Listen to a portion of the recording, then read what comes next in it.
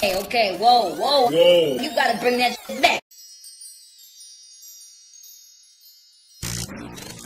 It's good to have you with us. What's up, everybody? Welcome back to the GoldenBaby channel. I hope you all are doing well during this time, but today we're going to talk about a seemingly forgotten talent in the female rap industry, and that is DeJ Loaf. DeJ Loaf is a very melodic rapper who hit big in 2014 with her song Try Me. Her style of rap was and is very much different than the mainstream female rappers of 2019 and 2020. That statement alone probably tells you a lot as far as why she isn't as big as some of the other female artists or why her career didn't last as long. But we're still going to dig a little deeper into her career and see what exactly happened to DeJ Loaf. DeJ was born and raised in Detroit, Michigan. As a small child, she resided with both her parents up until when she was 4 years old. Her father was shot and killed outside their home, leaving DeJ's mother no choice but to move DeJ and her two brothers to their grandmother's house.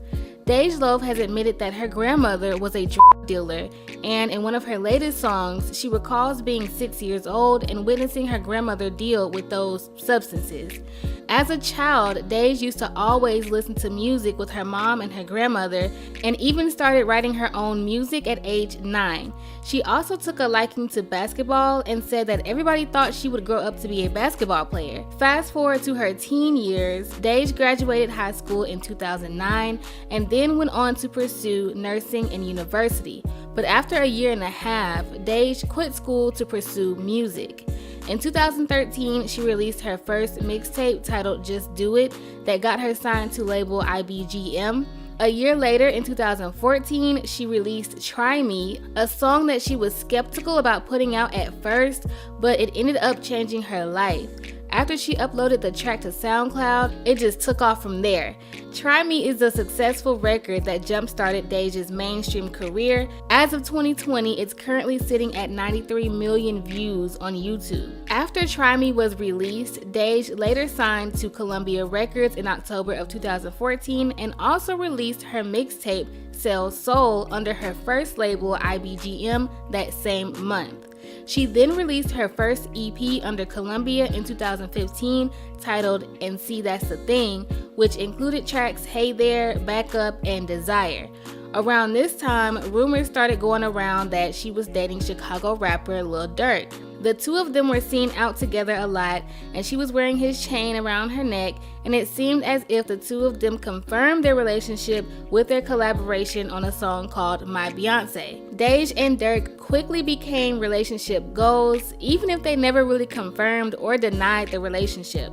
But this is possibly the first incident in DeJ's career that may have offset her potential audience, because up until this point, most people believe that DeJ was not into men, partially because of the way she dressed, because DeJ is definitely more of a tomboy, which is very stereotypical to determine someone's orientation based off of clothing, but I guess it is what it is. But it wasn't just a choice of clothing, it was also her demeanor and the way she answered certain questions. To many people, her demeanor was also a giveaway that she was into women. And whenever DeJ was asked a question of her orientation, she never directly answered. She would skip around the question and only ever denied being a which no one wants to be considered as anyway. You know, do you think people think you are? Yeah, I know they do, but you know, I was trying to figure it out. It's to be true honest. though. I'm not a or whatever. Like people keep saying that. Like I'm not none of that. Hoes do love me. Do you date girls, guys? Do you have a preference, or is it just whatever you feel like? I don't date. Great answer. It also doesn't help that once news of Lil Durk and DeJ Loaf possibly being a couple made the headlines, DeJ's alleged ex-girlfriend spoke up about Durk and DeJ only being in a PR relationship. So, are you and DeJ Loaf together or not? Have you ever been together? We definitely were together. I think everyone knows that, and especially everyone in the city. You know what I'm saying? You got to be a blind fool to not see that. You know, I was everywhere with her. I did everything with her. I mean, damn, I was damn near part of her team. You know what I'm saying? When it came to everything she was doing. So you definitely knew I was with her. We definitely broke up. Okay, so you broke up. So are you friends now? We were friends until the blogs she tried to get you cheated on back. me. She tried to get you back. Humiliated me publicly. You know what I'm saying? And I felt like you came back and you tried to reconcile and you tried to, be my friend again, only to do it again, only to humiliate me publicly. Like, all it did was make it look like I was a bitter ex who was jealous over a fake relationship between her and Dirk. And that's not the case. There's no relationship with her and Dirk. If it is, that's shady because we were all in the studio not too long ago, all three of us together, till 9:30 in the morning. So she also stated that Dej cheated on her with Deja's stylist, Kara, of which the stylist's boyfriend leaked text between the two as well, basically trying to out them or put them out the closet. Now, you may be wondering why I'm calling this an incident in her career. Well, the truth is that first and foremost, in this type of industry, you don't want to confuse your audience.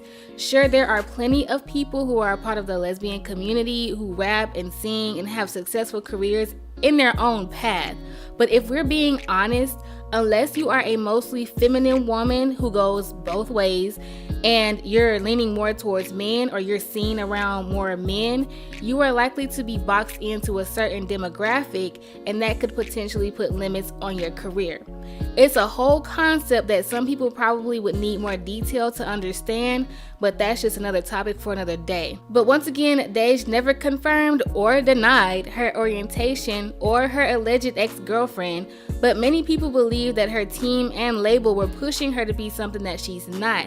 And if that's true, then what I just said holds a lot of weight. As a new artist, you don't want to confuse your potential audience, and going forward in your career, you don't want to be boxed in. But moving along from that, Dej and Dirk eventually broke up. Or maybe they were never even together. Dej posted that she was single on Instagram in late 2016, then released a mixtape with Jacquees called F a Friend Zone, which of course sparked more dating rumors between those two. However, Dej completely denounced any relationship with anyone. When asked about both Jacquees and Dirk, Dej claims to have been single for years. Relationship.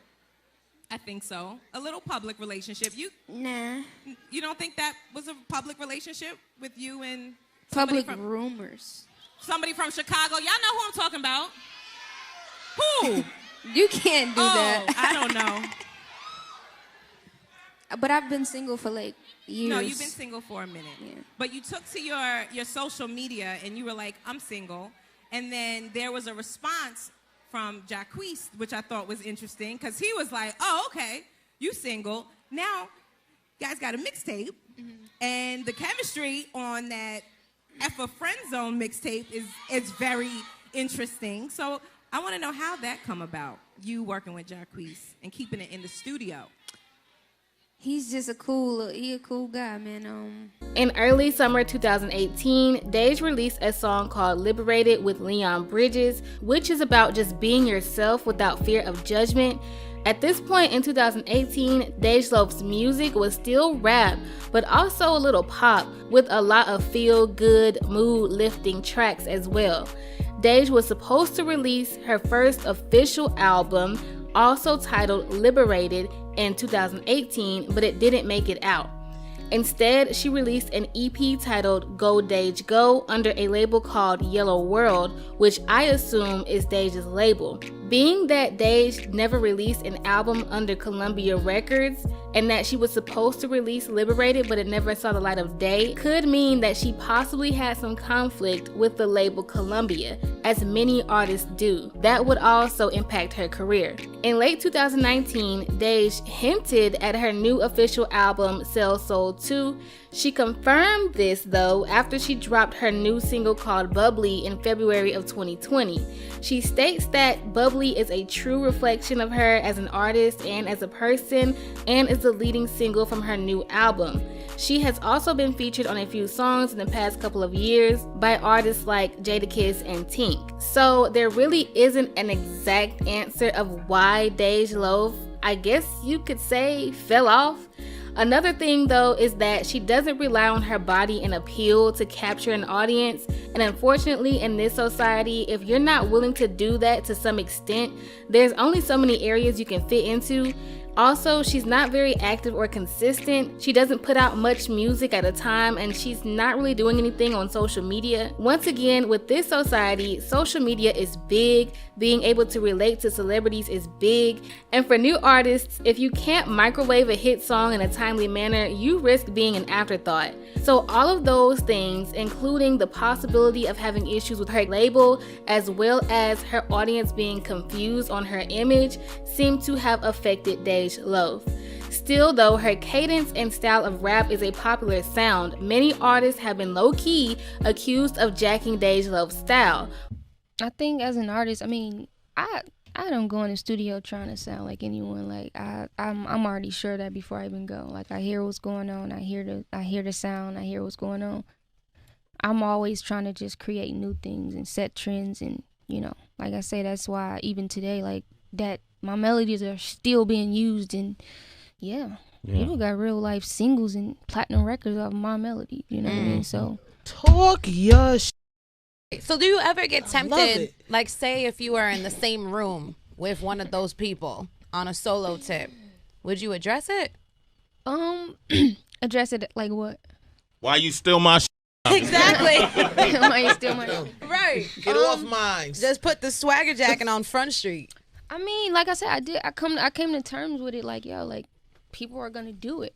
What I don't like about it, what I don't respect about it, is when people aren't honest about it. Right. You know what I mean? But that's me being humble and just not addressing it, like you said. Like I don't really, you don't hear about me just too much. Like, yo, he stole my stuff. A few years ago, A Boogie was called out by rapper Lil B for sounding too much like DeJ Loaf, and in return, Lil B saw the consequences. Hey man, A Boogie and his whole crew just jumped me in the back, man, and beat me up in the back, man. That's crazy, man. Hey, but I'm gonna tell y'all like this. It's all love. I don't promote violence. I'm never with the violence. So I love them, and it's all good. You feel me? It's all good. I said something about Boogie music, and they all got mad and they jumped me about that. So it's all good. I'm still here. So maybe DeJ Loaf was just a little before her time, and she couldn't keep the momentum going long enough to still be a strong artist today. But something tells me that she's not the type of artist or person that cares to be at the top of the female rap game or the top selling artist.